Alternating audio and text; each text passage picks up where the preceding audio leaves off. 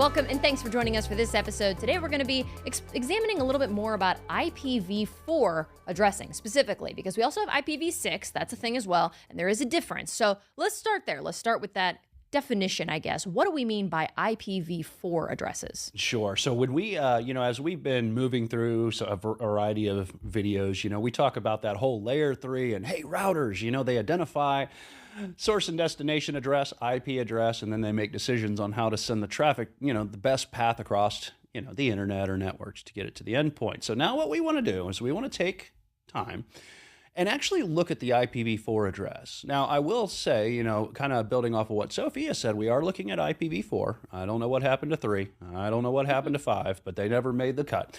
IPv4 has been the IP addressing technology, really, that we have been using across TCP IP networks for 40, 50 years. Don't quote me on the time frame there, but we've been using it for a very long time. Now, we will talk about, it's not the only one. IPv6 is another type of IP addressing, but we're not going to really tackle that one there in this episode. I just want to mention it here. But what we're going to do is we're going to tackle the IPv4 addresses and look at the structure of those, and then kind of find out, how does an IPv4 address work at its very basic level? And that's what we are here to do. By the end of this episode, I want you to be able to identify and explain the components of IPv4 addressing and some of the basics around that process. That's our goal here in this episode, and Sophie is going to help me do it. Now, I know we're also going to talk about, in addition to just the addressing, we'll talk about something called subnetting, so we'll get into that. But one thing that's important for us to understand before we get into that is we have to have a pretty decent understanding of binary, right? And why is that? The subnet masks can be a little bit confusing because when we look at it, they ultimately look kind of like an IP address. Hey, let me show you what I mean. So when we talk about a subnet mask is another binary address. We see it written in decimal, dotted decimal notation, right? So we'll see it as a 255.255.0.0. In fact, what I'm doing is just using a classful B subnet, default subnet mask, right? But again, coming back to Sophia's initial question, why do we need to know binary? Well, you need to know where the subnet mask's ones stop and the zeros begin. You say, well, Wes, I can see it right here. Look, 255. That's a whole octet of ones. Well, yeah, but there are times, and I'm just going to adjust this on the fly and drive our poor director batty. All right, sorry. But notice that this says 240, all right? 240 doesn't divide evenly within this octet, right? I can actually tell you 128, 192, 224, 240. That's actually 4 1 bits that divides that octave right in half. All right, so when you need to define what is the network portion and what is the node portion, which is what a subnet mask does, when we're dealing with just straight octets, the divisions are easy. 255.255.0.0, right there at that .0, anything past it's the host bits. That's what uniquely identifies the hosts within the network. The subnet mask where the 1 bits are uniquely identify the network portion or the network bits. All right, now, you need an analogy for that. I want you to think about postal carrier here in the United States, adjusted for your region. All right. When we have a street, all right, we have multiple houses on that street. One of the things that they have in common is that to be on the same street, they have to share the same street name. Well, your network portion or your network ID is kind of like a street name, all right? That means for those IP addresses or device hosts, nodes, to be on that same network, they all have to share that same street name, that same network ID. Anything in the host portion, once we've applied the subnet mask, now uniquely identifies the houses on the street or the nodes within that network. So there's a couple of IP addressing rules that I want you to be aware of, all right? And you're going to have to take your notes for this one, all right? The network portion, for a node to be considered on the same network, the nodes all must share the same network ID. They have to have the same street name. Another thing is they all have to have a unique node portion within that network, right? I can't have 2 houses on the same street with identical addresses, or the mail carrier gets there and says, which house do I send this mail to, right? There's a conflict, all right? So that has to be unique. The other thing I want you to know about IP addressing is there are 2 addresses within a network that you can never give out. All right. And that is the first, it's not really an address, the all zeros in the host portion. We're going to talk about this a little bit more. That is the network ID. That's the portion that all nodes must share. All right. So if you look right here without getting into any binary conversion, right, I say the 1 bits are the node portion, right? You can see that to the right. To the left here, or I'm sorry, to the left are is the network portion. I'll get that right. To the left is the network portion where the 1 bits are. To the right is the node portion. If the binary in the node portion is all zeros, that is a network ID. It cannot be given to any one device. They all share that ID. Look in the node portion. If I was to flip this all into binary ones, that is the broadcast address for this network. It cannot be given to a host. All nodes use that. So if Sophia's computer has to send something to everybody within the network that her computer's on, she's going to use that address that, according to this subnet mask, is all ones in the host portion. That's the broadcast network address for this network. All right. And they change. And that's why, getting kind of back to the binary, we have to see what the binary looks like. All right. I want you to know that when we have these even divisions, like I started with, you don't really need the binary. I can tell which 255s are all ones. Now, why is that? All right. Well, there's a certain place value that you have to understand. And if you want to know binary to decimal conversion, that's right. Take 8 bits. And you're gonna take your notes out here. I know it. Sophia knows it. It's time for you to learn it. And write out a little chart. Starting from the right, this first bit position is 1, and I want you to double it all the way to 128. So 1, 2, 4, 8, 16, 32, 64, 128. If you need to convert a decimal number into binary, just take that number and work back through the place values that we talked about. Start at 128 and subtract that from 255. When you do, you're going to notice that that's going to be a 1 bit in that position. And then subtract 64. Guess what? You can subtract all of those place values, and because you can do that, those all become 1 bits, and that totals 255. All right? I want you to know the basic binary to decimal conversion. And it's fairly straightforward. So for instance, if you will, I want you to remember these place values. All right. Starting from the left octet, actually, we're going to start from the left and go to the right because it's easier for me to type that way. I'm going to do 128, 64, 32, 16, 8, 4, 2, 1. All right. Now, I'm only going to take a little bit of time because this is note-taking. You kind of have to do this, right? But if I was to add, all right, all of these place values, 128, 64, 32, 16, 8, 4, 2, and 1, I would come up with 255, all right? That's how you convert binary or decimal to binary and binary to decimal. Let me show you. The next way is, what if I have a binary number and I need to convert it to decimal? I want you to use these place values. If you take these place values and you take an 8-bit number here, all right, and we'll do 1, 1, 0, 0, and I'm just spreading these out because it's easier for me to keep track of how many bits, all right? If I want to know what that binary number is, take the ones, put them in these place values, and add up those 2 place values. I can tell you right now, looking at it, because I've seen it enough, that value is 192. Why? Because I'm adding the 2 place values. 128 plus 64 is 192. I have nothing left that I can actually, there's no other ones to add up here. I could tell what the value is. If you needed to do it the other way, right? Instead of adding the 1 bits up to find out what the decimal value is, you start the other way. We take 255 here. Oops, and you know what? I'll just do this here. I take 255 and I subtract 128.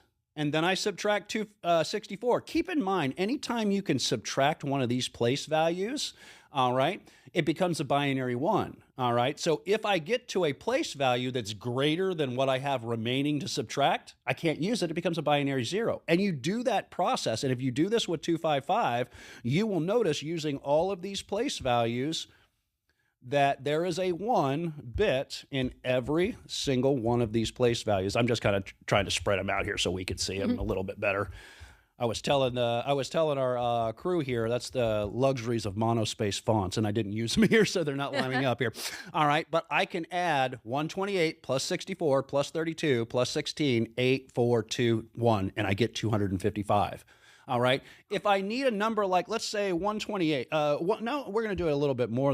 Yeah, we'll do 128. All right. Something that's kind of easy. All right. Well, guess what? With 128, if I try that one, we're going to start with the first octet. And we're going to subtract 128. Well, that's really all I could subtract, right? Because from there, after that, I don't have any remainders. Oops, sorry about that. I'll get here in a second. So I have a 1 in that place value. I subtract 128. I have nothing left, right? So now there aren't any other place values to use. All right, 128 looks like this in binary. It's 1 0 0 0 0 0 0 0. All right, well, what if it's 129? All right, I want to kind of show you how you can work through this, and you need to do this. 129. Well, guess what? 128. All right, when I add that up, I've got 1 left. Well, which of these place values could I add one digit to, right? Well, think about it. If I subtract 128 from 129, I can't use 64, can't use 32, can't use 16, can't use 8, 4, 2, because I only have 1 left. So I'm going to turn that bit on because I can subtract that, and now I have no remainders. 129 is 1, all zeros, ends in a 1. If I want to go back the other way, again, I'm going to say it a couple times because so it sticks in. I just take these place values, put these 8 bits here, and add up all the 1s. That's the decimal value for this binary number. All right. It is easier than it seems. I cannot stress enough that very first question that Sophia asked. Why do I need to know this? When there are clean divisions here, you don't need to know any of this. But like I said, you don't need to know the binary. But when you start getting into varying the length of the subnet mask, when we step out of the classful bounds that we really don't use, we use them as way markers. We don't really use a classful system. We use a classless system. That allows us to vary the length of the subnet mask today. And when those varying lengths of those subnet masks get into a bit position that isn't divided by the octet itself, now we've got to do a little bit of binary conversion. We got to find out what those values are so that we can architect an IP addressing scheme that's appropriate for the company. And that's why the binary starts to become very, very important.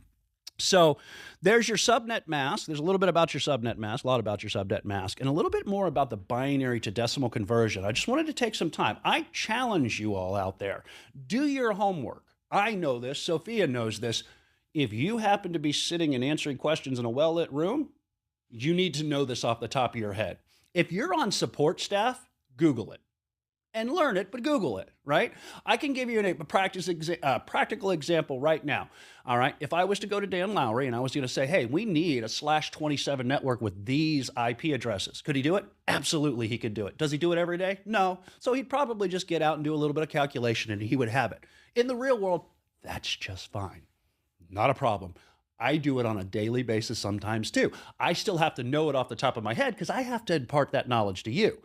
But at the end of the day, if I'm not answering an exam, I'm going to an online calculator. Right, absolutely. But if you are watching this in the hopes of maybe taking some kind of exam, it is definitely good to know a little bit more math than maybe you were hoping for. But it's not terrible. It's really not that bad, especially when we break it down like that. Mm-hmm. Now, looking at the actual sections of the IP address of the subnet mask, we've got this portion that has the word network associated with it. And this network portion or network ID, that's how we tell what network it's on, I guess? Absolutely. So I've kind of just shown you in these bits here. Let me show you how it would look like in an actual network there, Sophia. So, you know what? I do want to go a little bit farther here. And yes, let me go here before I show you the network. Let me show you that part more specific to what you asked. All right. How does it remove the node portion? How does it show us those? Back to the question that she asked. Well, that's through a process. Remember, I say it applies the subnet mask, and we could see that.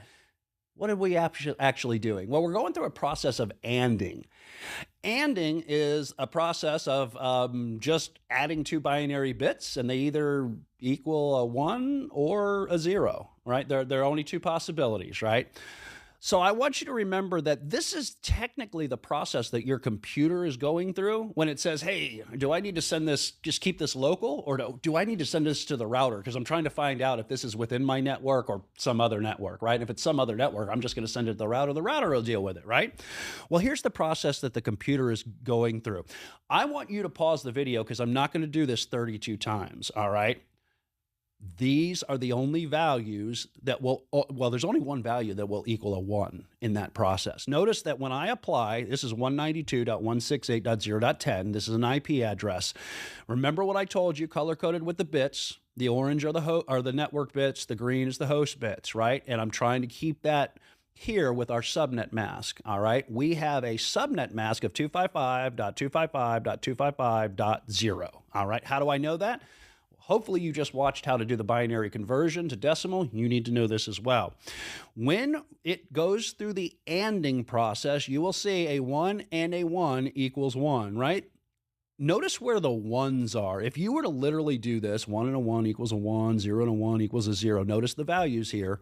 You will notice that where the subnet mask is, we call it falling through, right? Because that stays the same value here. But when you get into the 0 portion of the subnet mask, how do we know that it's the node portion? Well, I want you to remember the sole purpose of a subnet mask. Show me what network I'm on. That's what I need to know.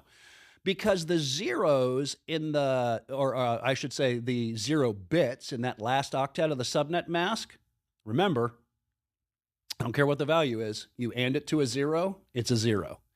Right? So notice how in our final portion here, when we do the ANDing process, we now have removed the host portion.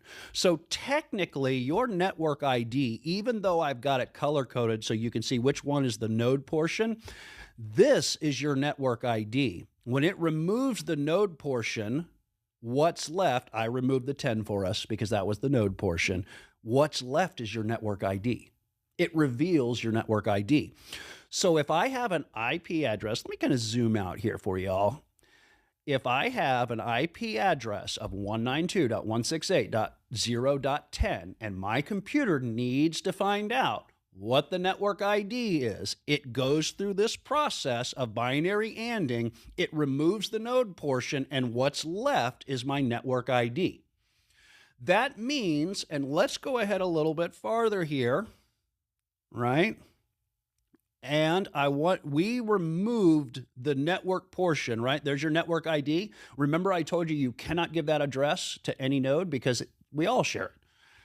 Notice ones in the host portion, all binary ones. That is this network's broadcast ID. I can find it out right away. That's why I need to know the binary, because I need to find, what do you mean all ones in the node position? What does that mean? Well, now that I can see it, I now know that the broadcast ID with ones in this node position, or host position as they also call it, is now 192.168.0.255. So back to when I said Sophia's computer needs to send information to every node on this network, that's the address she uses. All right. And it's important to see that in the real world. Notice that if you take the time just to pause and look at these networks are different network IDs, even though they look the same. Notice that 192.168.0.0/24, well, that's the network ID for network A. And notice that the network A, every node must share the same network portion and uniquely be identified in the node portion. Notice that network B, we've got a router connected to both. It looks like it's the same network ID, but until you know how the subnet mask applies, you know that that network's network ID, following all the same rules that we just said, is actually 192.168.1.0. So even though these 6 computers share identical host portions, they're identical, 1 or 10, 20, 30, 10, 20, 30, right? They have unique street names. They are essentially on different streets. Back to that analogy. These are 2 different networks. And that in a nutshell is a high-level overview. But take your notes. Take time. Practice the binary to decimal conversion based on what we showed you. All right? Know what these subnet masks are doing. Know what an IP address is. Know what the network portion is, know what the node or host portion. A lot of times you'll see documentation where they'll use same. A lot of times they'll say host portion. All right, know what they are, know how to identify them. Because at the end of the day, when we move into subnetting, this is going to be yesterday's news, and we will not be spending time on it. Yeah, absolutely. It's definitely good to be familiar with, the role a subnet plays, how to break down these IP addresses, what each part of it means. And that's something that with some review, you probably could retain. But I think that binary conversion is something that is going to require a little bit more practice. So like Wes said, maybe practice converting those numbers, especially if you're looking to sit in a well-lit room and answer some questions about that. I know I would have to practice it quite a bit. But Thank you for walking us through this, Wes. And thank you for joining us for this episode. And we'll see you next time.